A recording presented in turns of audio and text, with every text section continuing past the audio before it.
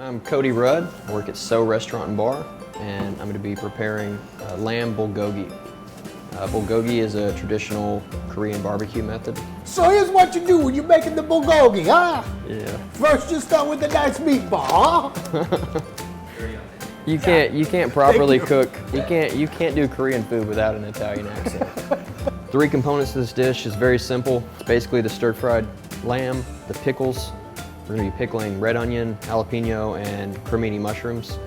For the rice, we're using Ralston Farms Light Jasmine. We're going to start by putting together the pickling for the vegetables. That's going to be white vinegar, granulated sugar, kosher salt, coriander seed, and black peppercorn. And all we really want is for that to come to a boil and dissolve all the salt and sugar. We've got a small red onion, 1 jalapeno, and 3 cremini mushrooms. For the jalapeno, I like to take at least half the seeds out. You can take the seeds out and have a mild jalapeno, or you can char it, and when you burn the seeds, it kind of takes the heat out as well. So we've got our pickling hot. Let's pour that over. It was a pickle wrestler. If you were at home doing this, you would cover it and throw it in your cooler. One thing about this recipe is that you want the pickles and the marinade to be done at least a day ahead of time. Pickles always get better when they sit. You know, the longer they sit, the better they're going to get. The marinade itself, depending on what kind of meat you use, you're going to want to marinate that ahead of time in order to kind of break the meat down. So for the marinade, we've got soy, and there's also a teaspoon of fish sauce in here. Fish sauce is just fermented anchovies and salt. We got sambal chili paste. So you got minced garlic, sambal, soy so far. We're gonna use brown sugar just to balance sugar and spice. We've also got cloves. We're gonna use the zest of 1 lemon. That's for aroma. We're gonna use the juice of 2, and that's for the acidity. It's gonna break down that meat just a little bit, tenderize overnight.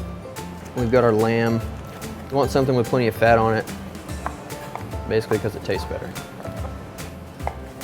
So now we're gonna let this marinate for approximately 12 hours. This is the last step. We're gonna make our sticky rice. For your typical rice method, you wanna have 2 to 1 water to rice. For this method, you wanna have more water than that, just because we're gonna cook it a little bit further than we're accustomed to, because we want it to kind of get sticky and kind of clump up a little bit. As soon as it's soft al dente, we're gonna cook it about 6-7 minutes after that. So we've got our rice now that's cooked through. We've got sushi vinegar, rice wine vinegar. Rice vinegar works just fine. And what do you put So we've got granulated sugar, sushi vinegar, kosher salt, and a little bit more fish sauce. So while it's still hot, just after we toss it together, we want it hot enough to dissolve all that salt and sugar. And I also want the rice, while it's hot, to soak up that vinegar and fish sauce. So we're gonna let it kind of just do its thing over there. So we've got our lamb. It's been marinated for about 24 hours. Anywhere from 12 to 24 is what you want to go for.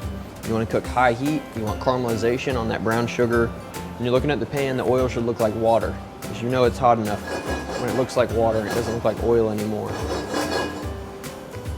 So we're smoking, ready to start searing.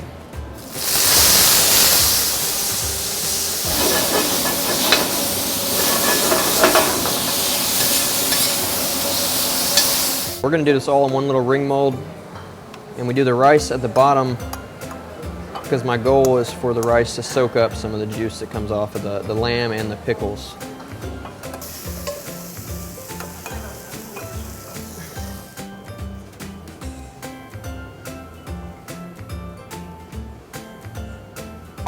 This is lamb bulgogi with pickled vegetables and sticky jasmine rice, and this is your next course.